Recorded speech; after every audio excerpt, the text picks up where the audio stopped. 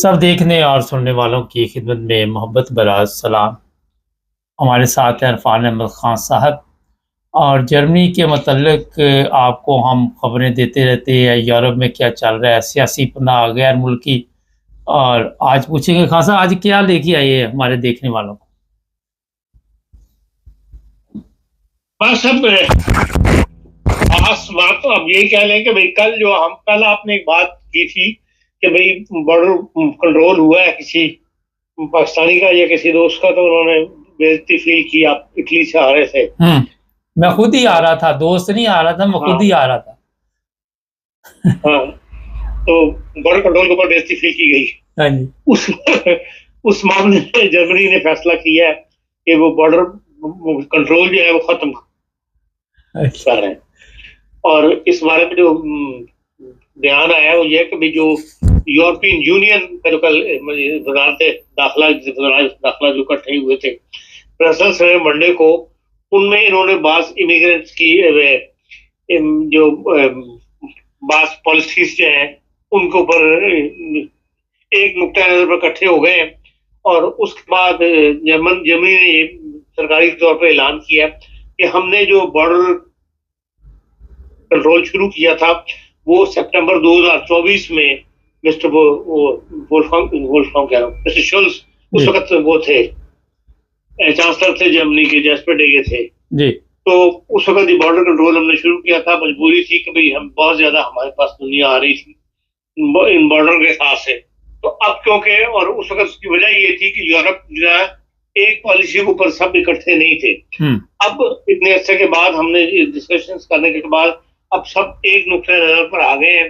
अभी border control में या इमिग्रेशन के साथ किस तरह हमने बर्ताव करना है या किस तरह इस पॉलिसी को लेकर चलना है, आपस में जो इत्तेहाद हो गया। तो इसलिए हम जो बॉर्डर कंट्रोल का हमने सिस्टम शुरू किया था ये अब हम खत्म कर रहे हैं। शायद जनवरी से उनका है कि ये बॉर्डर कंट्रोल जो है वो खत्म कर दिया जाएगा और पुराना सिस्टम जो है वो बहाल हो जाएगा। हाँ, जो जहां से यूरोप शुरू होता है, यूरोपियन कंट्रीज ममालिक जो है वो यूरोप को बॉर्डर्स को कहते हैं, वहां पर बॉर्डर कंट्रोल यकीनन होगा।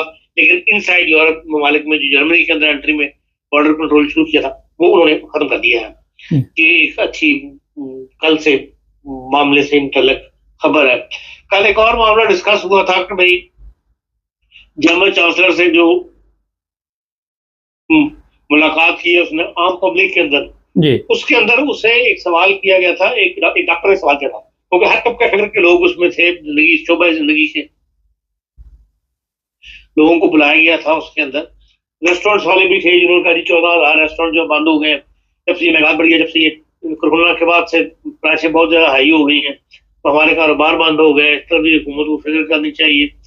और एक में अपने मसाइल में उसने डॉक्टर बैठा हुआ था, उसने कहा था जी मैं 7,000 गांव की आबादी है मेरे जिसमें हूँ और मैं अकेला डॉक्टर हूँ, मुझे फुर्सत नहीं मिलती कि मैं दिन रात मुझे काम करना पड़ता है इमरजेंसी में, रात को मैं ही डील करता हूँ।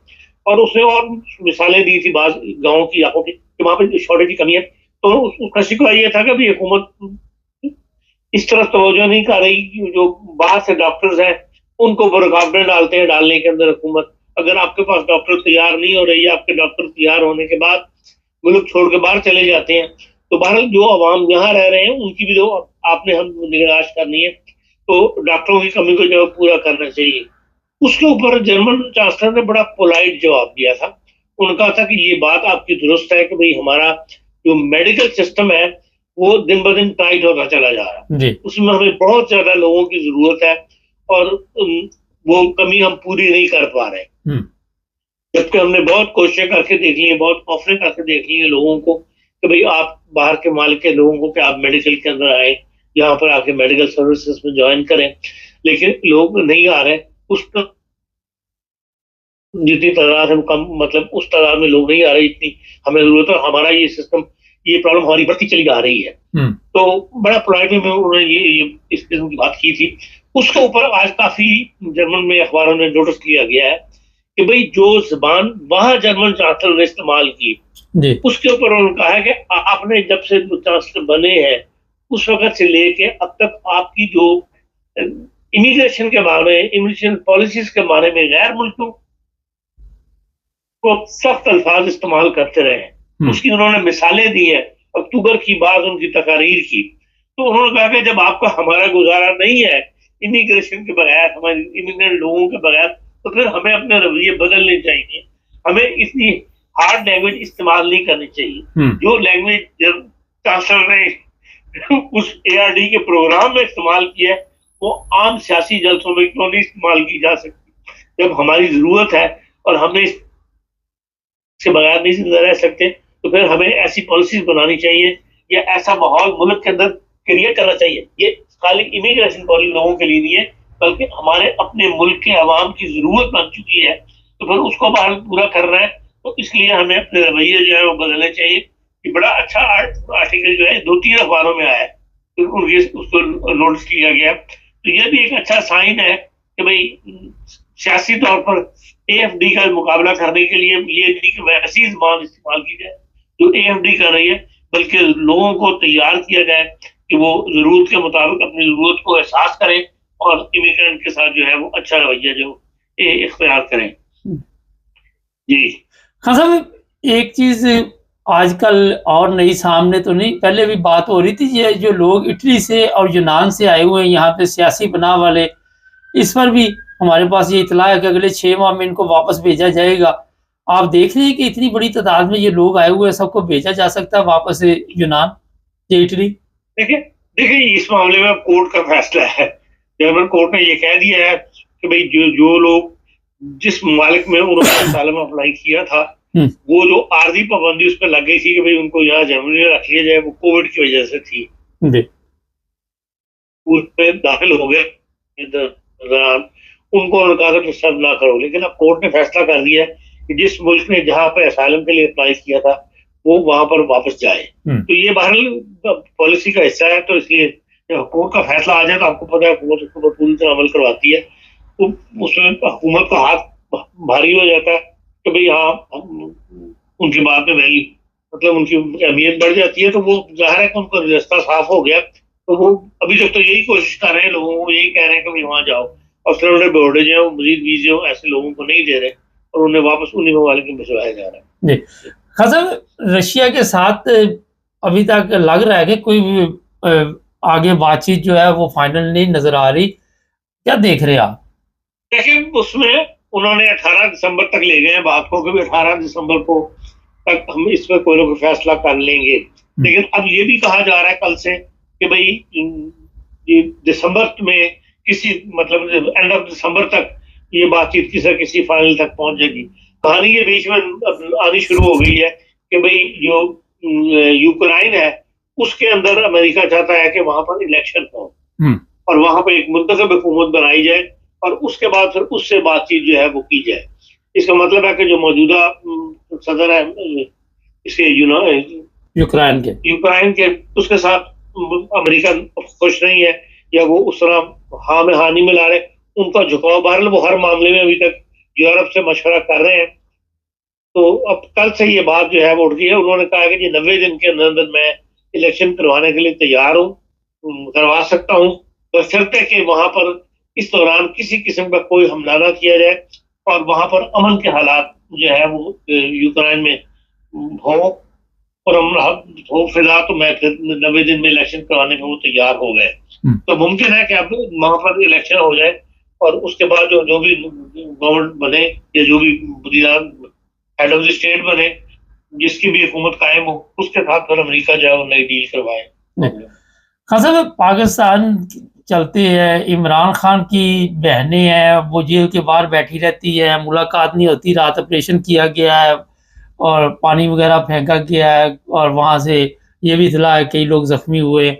और क्या देखते हैं इमरान खान को अब किसी और जेल में मुंतकिल करने का प्रोग्राम बन रहा है? देखें मंगल का दिन मुलाकात का दिन होता है जी, और उस दिन इन्होंने कोशिश की मुलाकात के लिए। अब अगर मुलाकात नहीं हो सकी तो फिर उसमें उन्होंने धरना दे रही है। अब ये मुलाकात वाला हुकूमत मुलाकात नहीं करवाती, ये भी ज्यादती करवाती है, ज्यादती है हुकूमत की। और इनका इससे सद तक जिद करना कि भाई रातों को वहां जाके जेल के दरवाजे के आगे बैठना, इसके भी हालात नहीं है। मुल्क में जो सियासी हालात हैं, जो जिनका हाथ में ताकत है उनके रवैये को देखना चाहिए। इन सड़कों में बैठने से, धरने देने से तो उन लोगों का दिल्ली वो मतलब राजी नहीं होंगे कि इनकी मुलाकात हम करवा दी जाए।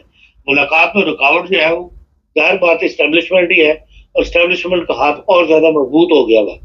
तो इसलिए इसके दरमियानी राह यही है कि बैकडोर डिप्लोमेसी जो है वो की जाए, और जो भी तरीके इंसाफ से इस वक्त की आदत जिन लोगों के हाथों में है, वो बजाय सड़कों पर जाने के वो उनके साथ मुज़ाकरात करें और उसकी रास्ता हमवार करें कि भाई मुलाकात वगैरह के ऊपर तो बहरहाल इस तरह पाबंदी नहीं होनी चाहिए। अव्वल तो इतना बड़ा जुर्म भी नहीं है कि उसके लिए सालों को जेलों में रखा जाए। इससे कोई ना कोई हल अब निकलना चाहिए। ये ज्यादा देर पाकिस्तान के मतलब बर्दाश्त नहीं कर सकेगा। जो बदअमनी की फिजा है या जो फिजा चल रही है सियासी तौर पे, उससे दुनिया की तवज्जो भी हमारी तरफ से हट रही है। वो यही समझते हैं कि ये लड़ाई झगड़े वाली कौम है, ना इनकी तरक्की की तरफ इनकी तरफ कोई रुझान है, या तरक्की इस मुल्क में हो रही है। और वही IMF के कर्जे और वही किस्तों की 3 महीने बाद इंतजार शुरू हो जाते हैं। तो कल भी बड़ा एक आर्टिकल था जिसके अंदर मजाक उड़ाया गया था कि भाई हुकूमत को अगर मिला है 1.2 मिलियन IMF से, उसके ऊपर इतनी बड़ी खबरें लग गई हैं, और जबकि 12 मिलियन जो है वो गैर मुल्की हमसाया मुल्कों का या मतलब दोस्त ममालिक का जो है वो रिजर्व में पड़ा हुआ है, जिसके ऊपर मुल्क को मतलब सहारा मिला हुआ करेंसी को, वरना पाकिस्तान के अपने पास तो 3 मिलियन भी नहीं है। जी खान साहब, एक चीज़ जो बड़ी सामने आई है कि रिश्वत में बहुत तेज़ी आ गई है, और कल तो एक मेरा चीनी को भी लूट लिया, उससे भी कोई 8-10 लाख रुपए की गेम डाल दी इस्लामाबाद में, वो भी रो रहा था। क्या देखते हैं कि रिश्वत का जो बाजार वहाँ पाकिस्तान गर्म है, अब खुली छुट्टी मिल गई है और हर बंदा जितने मर्जी पैसे मांगता है, देने पड़ते लोगों को। क्या देखते किस तरह खुली छुट्टी नहीं है, खुली छुट्टी की बात नहीं है, ये मुल्क के इक़्तिसादी हालात की बात है कि इस कदर मुल्क में मतलब हालात इस हद तक खराब हो चुके हैं कि आम आदमी का गुजारा होना बड़ा मुश्किल है। तो फिर जाहिर है कि इससे फिर रिश्वत का दरवाजा खुलता है। जिसके पास है वो फिर मतलब जेब भर के अपना काम करवा लेता, और जो लोग जानते हैं कि भाई इस बंदे से 4 पैसे मिलके मैं इनका काम कर, फिर बढ़ जाते हैं कामों के ऊपर। तो ये हालात की मजबूरी की वजह से रिश्वत बढ़ रही है, और जब तक मुल्क के अंदर हालात दुरुस्त नहीं होंगे, आम बंदे के पास पैसे की रेल पेल नहीं होगी, उस वक्त तक जो है ये हालात इसी तरह मजीद खराब होते चले जाएंगे, और दिन ब दिन मतलब खराबी की तरफ ही बढ़ रहे हैं, जिसके अंदर मुल्क के अंदर फसाद होने या होने का खतरा जो है वो पैदा हो रहा है। बहुत शुक्रिया खान साहब। ये थे जनाब इरफान अहमद खान साहब, सीनियर सहाफ़ी, हर खबर पे नज़र होती है खान साहब की। और ये मैं बता देता हूँ, ये बड़ा अच्छा काम किया यूरोप में जो लोग भी सफ़र करते हैं, और ज़ाहिर है वहाँ पे जब कस्टम कंट्रोल नहीं होता तो एक बंदे को जब काले बाल देख के रोक लेना तो बड़ा अजीब सा लगता है। आप अगर थोड़ी सी भी समझ रखते हैं तो फिर मेरा ख्याल है कि इस चीज़ को महसूस कर सकते हैं। लेकिन अच्छी बात है ये ख़त्म हो गया। दूसरी बात ये है जो बड़ी अहम है कि जो लोग भी दूसरे ममालिक से आए हुए जर्मनी में, उनके पास 6 माह का वक़्त है। 6 माह में उन्हें यहाँ से जाना होगा, वरना ज़बरदस्ती आउटलैंडर वीओडी जो है वो आपको भिजवा सकता है। चैनल को सब्सक्राइब कर लें, जुड़े रहें हमारे साथ ताकि और भी प्रोग्राम देख